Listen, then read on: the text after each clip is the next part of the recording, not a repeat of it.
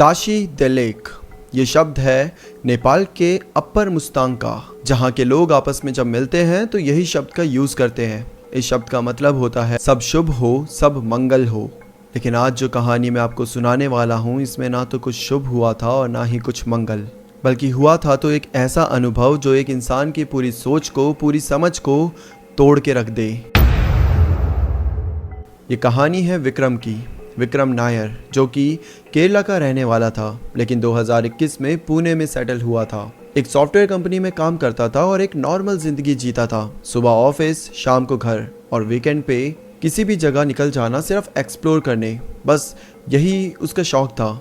Weekend पे कुछ नया एक्सप्लोर करना, ना कोई बड़ा पैशन था और ना ही कोई डीप रीज़न, बस उसको अच्छा लगता था नई जगहों को देखना, कुछ अलग ट्राई करना। कभी इंस्टाग्राम पे कुछ इंटरेस्टिंग सा दिख गया और कभी यूट्यूब पे कुछ स्पेशल दिख गया तो वो बस अपना बस्ता उठाकर निकल पड़ता था उन जगहों को एक्सप्लोर करने। और इसी शौक की वजह से वो एक बार ऐसी जगह पहुंच गया था जहां से जब वो वापस आया तो सब कुछ नॉर्मल था, लेकिन धीरे धीरे उसको एहसास हुआ कि कुछ तो है जो उसके साथ ही वहां से वापस आ चुका था, और वो चीज़ आज भी उसी के साथ है। पहले थोड़ा सा उस जगह के बारे में बताता हूँ जहाँ पर विक्रम गया था। अपर मुस्तांग, जो कि नेपाल में है, और इसको कहते हैं द लास्ट फॉरबिडन किंगडम। और ये सिर्फ नाम नहीं है, ये इसका सच है।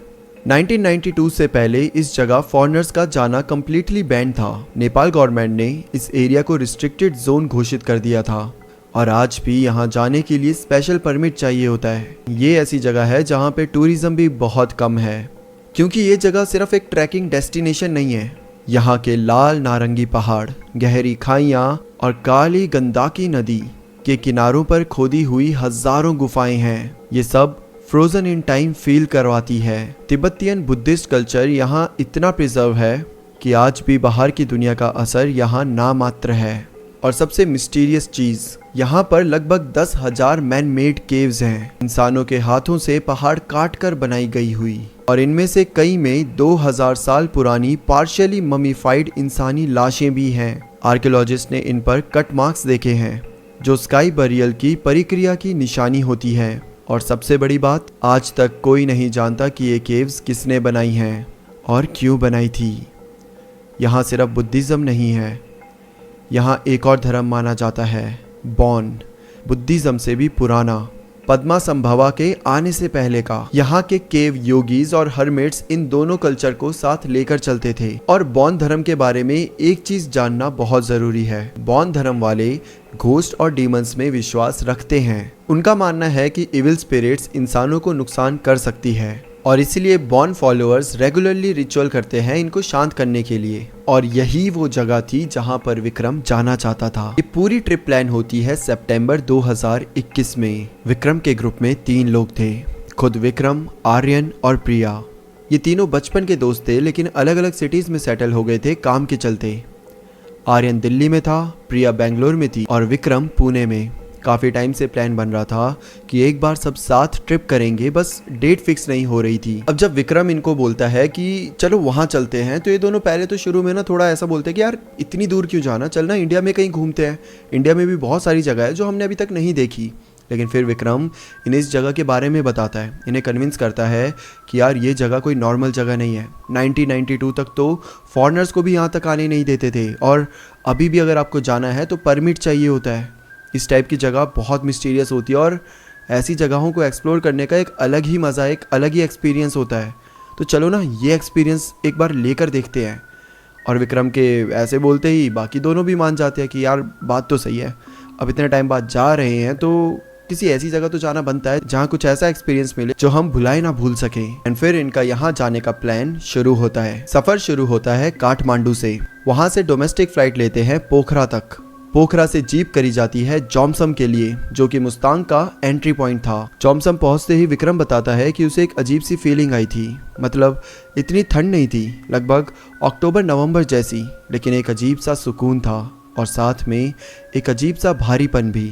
विक्रम परमिट लेता है और इनको एक गाइड भी मिलता है जिसका नाम था पासंग, एक लोकल नेपाली बंदा जो अपर मुस्तांग के रास्ते अच्छे से जानता था। और ये 4 लोग अब निकल पड़ते हैं लो मानतंग की तरफ। इन्हें जीप से लो मानतंग पहुंचने तक 3 दिन लगते हैं। और रास्ते में जो जो दिखा, विक्रम का कहना है कि आज भी उससे सुंदर जगह उसने कहीं नहीं देखी। लाल और नारंगी पहाड़, अंदर से खोदी हुई क्लिफ जिसमें सैकड़ों गुफाएं थी, कुछ इतनी ऊपर थी कि ऊपर की साइड देख देख के नजर दुखने लग जाए। खाली गंदाकी नदी का शोर और दूर दूर तक कोई क्राउड नहीं, कोई रश नहीं, सिर्फ हवा और सिर्फ खामोशी। लो मातंग पहुंचकर तीनों ने एक गेस्ट हाउस में स्टे करा, जो कि छोटा सा था, स्टोन और मड से बना हुआ। उसे डिजाइन इस तरीके से किया गया था कि बाहर की ठंड अंदर ना आ सके। वहां पर एक लोकल अंकल थे, दवा सेरिंग, जो कि उस गेस्ट हाउस के ओनर थे, जो कि बड़े सिंपल आदमी थे। वो तिब्बतियन और नेपाली मिक्स भाषा में पसांग के साथ बात कर रहे थे और पसांग ट्रांसलेट करके उन तीनों को बता रहा था। पहली रात सब कुछ नॉर्मल था। ये सब ट्रैवल करके इतने थक गए थे कि डिनर करके सीधा जाकर सो जाते हैं। गेस्ट हाउस में जगह जगह खिड़कियां थी और उससे पहाड़ियां दिखती थी, जो कि एकदम आई सूदिंग व्यू था। अब ये सुबह उठते हैं, ब्रेकफास्ट करते हैं और अपने आज पूरे दिन क्या करना है वो सब प्लानिंग करते हैं और उसके बाद सब निकल पड़ते हैं। ये तीनों लोग पसांग के साथ मिलकर आसपास के पूरे जगह को एक्सप्लोर करते हैं, वहाँ की मॉनेस्ट्रीज देखते हैं। और विक्रम का बताना है वो जो जगह थी वो बिल्कुल हेवनली थी, मतलब ऐसा लग रहा था कि आप स्वर्ग में ही आ गए हो। अब सारा दिन घूमने के बाद ये लोग वापस गेस्ट हाउस की तरफ जा रहे थे। सांग उन्हें हर जगह का कल्चर, हर जगह की हिस्ट्री बता रहा था और विक्रम भी आसपास देखे जा रहा था कि तभी उसकी नज़र पड़ती है एक पहाड़ी पर। और उस पहाड़ी पर जैसे ही नज़र पड़ती है ना, विक्रम की नज़र वहीं पर रुक जाती है। उस पहाड़ी में भी बहुत सारे केव्स थे और वो दूर से ही दिख रही थी। मतलब विक्रम का बताना था कि आसपास और भी बहुत सारी पहाड़ियाँ थी, लेकिन उस पहाड़ी को देखते ही विक्रम ऐसा मानो जैसे वो खुद की तरफ विक्रम को अट्रैक्ट कर रही हो। विक्रम बस उस पहाड़ी को ही देखे जा रहा था। अब विक्रम पसांग से कहता है कि कल हम इस पहाड़ी पर जाएंगे। तो पसांग बोलता है कि सर वहाँ जाना तो अलाउड नहीं है। प्रिया बोलती है कि लेकिन हमारे पास परमिट तो हर जगह का है ना, हम हर पहाड़ी में जा सकते हैं, हर केव्स एक्सप्लोर कर सकते हैं, तो आखिर हम वहाँ क्यों नहीं जा सकते, चलो वहीं चलेंगे। अब पसांग फिर बोलता है कि मैम भले ही आप पे परमिशन है बट हम वहाँ नहीं जा सकते। तो ये तीनों पूछते हैं कि बट आप ऐसा क्यों कह रहे हो, मतलब उस पहाड़ी में ऐसा क्या है।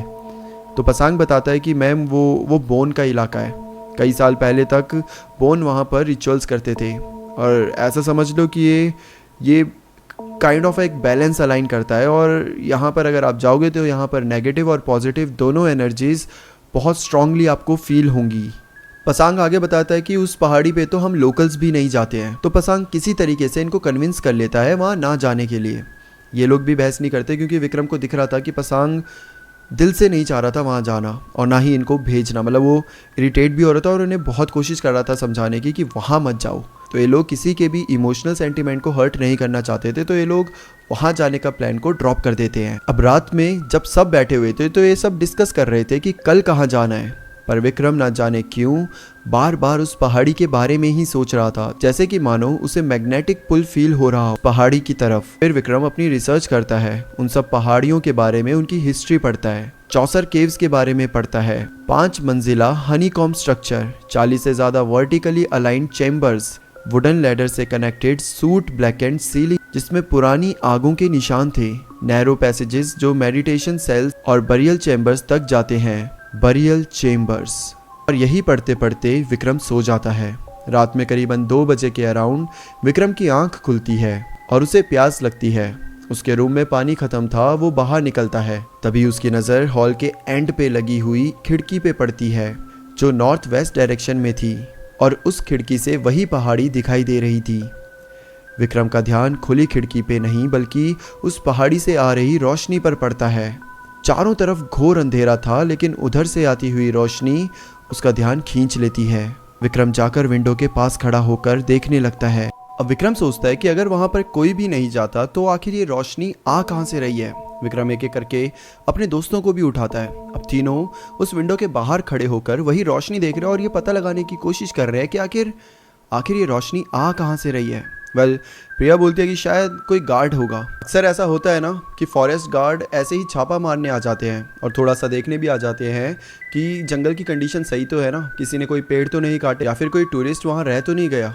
तो उस वक्त इन्हें यही लगा कि वहाँ पे कोई गार्ड आया होगा। ये सब देख ही रहे थे कि तब तक देखते देखते वो रोशनी धीरे धीरे कम होने लगती है। इन्हें भी लगता है कि शायद कुछ होगा यार वहाँ पर, ज़्यादा ध्यान नहीं देते ये और सोने चले जाते हैं। तभी विक्रम को ऐसा फील होता है कि किसी ने तो उसे पीछे से आवाज़ दी, एकदम हल्की आवाज़ में। वो मुड़कर देखता है तो एक अजीब सी वार्म एयर उसके फेस से टकराती है। उसे थोड़ा अजीब लगता है, लेकिन तभी आर्यन उसे बुलाता है और वो वहाँ से चला जाता है। अगली सुबह इन्हें पासंग के चिल्लाने की आवाज़ आती है। पासंग ज़ोर ज़ोर से इन्हें उठा रहा है। ये सब जैसे ही उठते हैं, पासंग बहुत घबराया हुआ है, बहुत ही ज़्यादा तेज़ी में है। उसके चेहरे से पसीने निकल रहे हैं और वो कहता है कि आप सबको यहाँ से जाना होगा। अब इनके पास 1 दिन और का परमिट था। तो विक्रम कहता है बट हमारे पास तो 1 और दिन की परमिशन है, तो हमें क्यों जाना है, हम कल जाएंगे आराम से, आज हम घूम लेंगे। तो पासंग ऐसे चिढ़ के बोलता है नहीं, आपको अभी जाना होगा।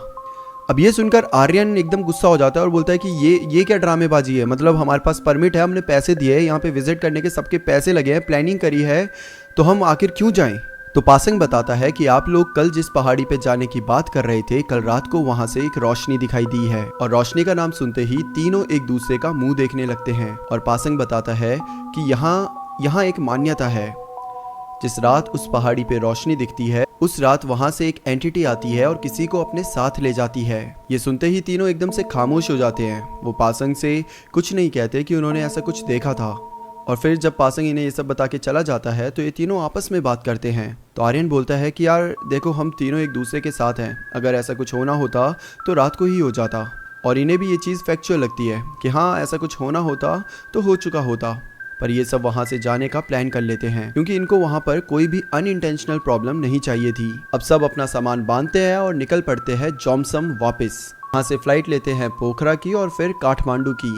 रास्ते भर विक्रम को बस एक ही चीज़ लग रही थी, जैसे कि मानो उसे कोई पीछे से देख रहा हो। बार बार वो मुड़कर देख रहा था, बार बार पीछे कुछ भी नहीं था, सिर्फ पहाड़ थे, रास्ते थे, सिर्फ हवा थी। उसे लगा कि शायद पासंग के मुंह से वो सब सुनने के बाद उसे ऐसा फील हो रहा होगा। इसके बाद काठमांडू पहुंचकर ये होटल लेते हैं और वहीं पर स्टे करते हैं क्योंकि अगले दिन इन्हें वापस इंडिया आना था। रात में सबने डिनर करा और सो गए। और उस रात विक्रम को एक सपना आया। सपने में एक औरत थी जो दूर खड़ी विक्रम को देख रही थी और उसे देखते ही विक्रम एकदम से सपने से उठ जाता है। उसे चेहरा तो याद नहीं रहता, लेकिन वो पूरा पसीना पसीना हो चुका था। उसकी हार्ट बीट भी इतनी तेज चल रही थी जैसे कि मानो कहीं से दौड़ कर आया हो। विक्रम उठता है, पानी पीता है और खुद को थोड़ा रिलैक्स फील करवाता है। उसके बाद अपनी फ्लाइट लेकर विक्रम पुणे वापस आ जाता है। अब यहाँ से विक्रम की नॉर्मल लाइफ शुरू हो जाती है। ऑफिस जाना, ऑफिस का काम करना, घर आना, डिनर विनर करके सो जाना और अगले दिन वापस ऑफिस जाना। अपनी बिजी लाइफ में विक्रम इतना बिजी हो जाता है कि धीरे धीरे उसकी पिछली ट्रिप की यादें भी धुंधली पड़ने लगती है, जैसा हर ट्रिप के बाद होता है। जब आप ट्रिप से जस्ट आए हो तो आपको बहुत अजीब लगता है, बहुत अकेलापन सा फील होता है क्योंकि दोस्तों के साथ आप गए हो और उसके बाद एकदम से अकेले हो गए हो, एकदम से वापस उस ज़िंदगी में आ गए हो जिससे आप भागने की जिससे भागने के लिए शायद आपने वो ट्रिप ली हो। तो आपको बड़ा अकेला सा फील होता है, बार बार वो ट्रिप की यादें आती है, लेकिन धीरे धीरे समय बीतता है और फिर वो ट्रिप की यादें कहीं ना कहीं धुंधली हो जाती है। और ऐसे ही सेम विक्रम के साथ भी हुआ था। ट्रिप ख़त्म, यादें ख़त्म। लेकिन फिर 3 हफ्ते बाद एक रात विक्रम सो रहा था। कोई आवाज़ नहीं थी, कोई सपना नहीं था, कोई रीज़न नहीं था जागने का। बस अचानक से विक्रम की नींद खुली। काफ़ी देर तक वो छत देखता रहा। तभी उसे हल्की हल्की ठंडी सी फील होने लगी। एसी का टेम्परेचर यूजुअली था, पर उसे न जाने क्यों बहुत ज़्यादा ठंड लग रही थी। उसे लगा शायद ठंड की वजह से उसकी नींद खुली होगी। वो एसी को ऑफ करके वापस सोने चला जाता है। और फिर अगली सुबह वो अपनी विंडो के पास खड़े होकर कॉफ़ी पी रहा था। तभी उसे उस पर्टिकुलर एरिया में ठंड सी फील होने लगती है। अब वो थोड़ा ध्यान देता है। वो रूम के बाकी जगहों में जाता है तो हर जगह पे सब कुछ नॉर्मल था, सिर्फ उस एक जगह को छोड़कर जहाँ पर हवा बहुत ज़्यादा ठंडी थी। उसने विंडो भी बंद करके देखी, लेकिन तभी भी वो सेम वैसी ही हवा थी। उसे समझ नहीं आ रहा था कि ये कैसे हो रहा है। वो कुछ समझ पाता। तभी उसको उसकी मैनेजर की कॉल आती है और उसका ध्यान वहाँ से पूरी तरीके से हट जाता है। फिर कुछ दिन विक्रम के ऐसे ही निकल जाते हैं। ऑफिस के काम में वो इतना उलझ गया था कि उसका ध्यान उस रूम में और वो ठंडे वाले कॉर्नर में गया ही नहीं। फिर एक दिन विक्रम ऑफिस से आता है और वो इतना थक चुका था कि वो बिना कपड़े चेंज करे ही सीधा बेड में लेट जाता है। और तब विक्रम को फील होता है जैसे कि उसके रूम में उसके अलावा भी कोई और है। अब विक्रम बस हल्का सा नींद में ही नज़र घुमाकर देखता है तो उसे कोई शैडो सी दिखती है। जिसे देखते ही वो एकदम से झटके में उठकर बैठ जाता है। लाइट जलाकर देखता है तो उधर कुछ भी नहीं होता। उसे लगा शायद मैंने नींद में ऐसे ही देख लिया, तो किसी पर्दे की शैडो वैडो होगी जो कि मैं ऐसे जिसे देख के मैं एकदम से डर गया। अब विक्रम उठता है और अपने कपड़े चेंज करता है। अच्छा, इस टाइम पर विक्रम के पैरों में अजीब सी जलन हो रही थी, जैसे तपती धूप में वो मार्बल पे वॉक करके आया हो, ऐसी जलन। और धीरे धीरे वो जलन बढ़ ही रही थी। विक्रम अपने पैरों पे आइस रब करता है और ठंडे पानी से पैर भी धोता है, पर कुछ भी नॉर्मल नहीं होता और पूरी रात उसकी इसी चीज में निकल जाती है। अगले दिन छुट्टी थी। सुबह 4-5 बजे के अराउंड विक्रम के पैर नॉर्मल होते हैं और वो तब जाकर सोता है और 1 बजे उठता है। और इस दिन के बाद से उसे हर वक्त ये फील होता है कि कोई तो है जो उसके आसपास है। हर रात उसको सपने में वो औरत दिखाई देती। और इतना ही नहीं, उसकी तबीयत भी हर दिन और खराब होती जा रही थी। हर बार डॉक्टर को दिखाता तो कुछ नई बीमारी निकल आती और इन सब का असर उसके काम में भी पड़ रहा था। ना वो ऑफिस टाइम से जा पाता था और जाता भी था तो उसकी इतनी बुरी तबीयत होती थी कि वो ढंग से काम नहीं कर पाता था। और इन सब के चलते उसे डिप्रेशन में भी जाना पड़ा और एक तरह से ये विक्रम का रूटीन बन गया था, ऐसी चीज़ों में रहना। फिर एक दिन उसे आर्यन की कॉल आती है। विक्रम उसे बताता है कि कैसे चल रहा है सब कुछ, जिसपे आर्यन ने बोला कि कहीं पासंग वाली बात सही तो नहीं हुई, क्योंकि तुमने ही सबसे पहले वो रोशनी को देखा था। ऐसे पे विक्रम को याद आता है कि सिर्फ यही नहीं, उसने अपने नाम बुलाने की आवाज़ भी सुनी थी, जिसपे उसने मुड़कर भी देखा था। अब आर्यन उसे तुरंत पासंग से बात करने को बोलता है। अब विक्रम ने भी तुरंत पासंग को कॉल मिलाई और उससे बात करी, उसे सब कुछ बताया। और फिर पासंग ने बताया कि जो तुमने उस रात को रोशनी देखी थी वो रोशनी एक लू की थी। बौद्ध धर्म में लू एक ऐसी स्पिरिट होती है जो इंसानों से कनेक्ट हो जाती है और वो सिर्फ उनसे कनेक्ट होती है जो उन्हें सुन सकते हैं, महसूस कर सकते हैं। और एक बार कोई इंसान उनसे अच्छे से कनेक्ट हो जाए तो वो फिर उनको दिखाई भी देने लगती है। तब विक्रम ने बताया कि कोई स्पिरिट मुझे दिखाई तो नहीं देती, लेकिन हाँ, मेरे सपने में एक औरत ज़रूर आती है जिसका चेहरा ना तो मैंने कभी देखा है और ना मुझे कभी याद रहता है। अब पासंग विक्रम को बोलता है कि वो किसी से पता करके बताएगा कि विक्रम को आगे क्या करना है। अब इस बात को हुए 2-3 दिन बीत जाते हैं और फिर पासंग की विक्रम को कॉल आती है। पासंग बोलता है कि वो किसी मॉनिस्ट्री में जाए और वहां जाकर हेल्प मांगे, जिसमें आर्यन एक तवांग मॉनिस्ट्री नाम की मॉनिस्ट्री है उसको सजेस्ट करता है। विक्रम बिना देर किए फ्लाइट की टिकट बुक करता है और आर्यन के साथ पहुंच जाता है अरुणाचल प्रदेश के तवांग मॉनिस्ट्री में, जहां वो एक मॉन्क को सारी बात बताता है। मॉन्क विक्रम को 21 दिन के लिए मॉनिस्ट्री में रखते हैं। विक्रम से मेडिटेशन, स्पिरिचुअल क्लींजिंग और भी बहुत सारी चीजें करवाते हैं, जिसके बाद विक्रम थोड़ा सा रिलैक्स फील करता है। उसको इतना रिलैक्स फील हो रहा था जैसे किसी ने अननोइंगली उसके कंधों में से बहुत भारी बोझ हटा दिया हो। इसके बाद जो मॉन्क होते हैं वो विक्रम को कुछ सामान देते हैं और उसको एक धागा भी बांधते हैं और सजेस्ट करते हैं कि अगर हो सके तो वो रूम चेंज कर लो। विक्रम भी वहाँ वापस नहीं जाना चाहता था तो वो भी अपने फ्लैट को बदल लेता है। वापस जाने के बाद विक्रम की लाइफ काफ़ी हद तक नॉर्मल हो गई, लेकिन आज भी विक्रम को उस औरत का सपना आता है। लेकिन सपने के अलावा बाकी हॉन्टिंग चीज़ें अब विक्रम के साथ नहीं होती जो कि पहले हुआ करती थी। विक्रम को लगता है कि शायद उसे अब ऐसे ही जीना पड़ेगा, लाइक उसी सपने के साथ। बट जब तक रियल लाइफ में कुछ नहीं हो रहा विक्रम के लिए ठीक है, लाइक वो एक सपना है, विक्रम उसे सपने की तरह ही ट्रीट करता है। और इस तरीके से उस ट्रिप की यादें आज भी विक्रम के साथ ही है। Well that's it for today दोस्तों, फिर मिलते हैं किसी और टॉपिक के साथ। तब तक के लिए bye bye and take care.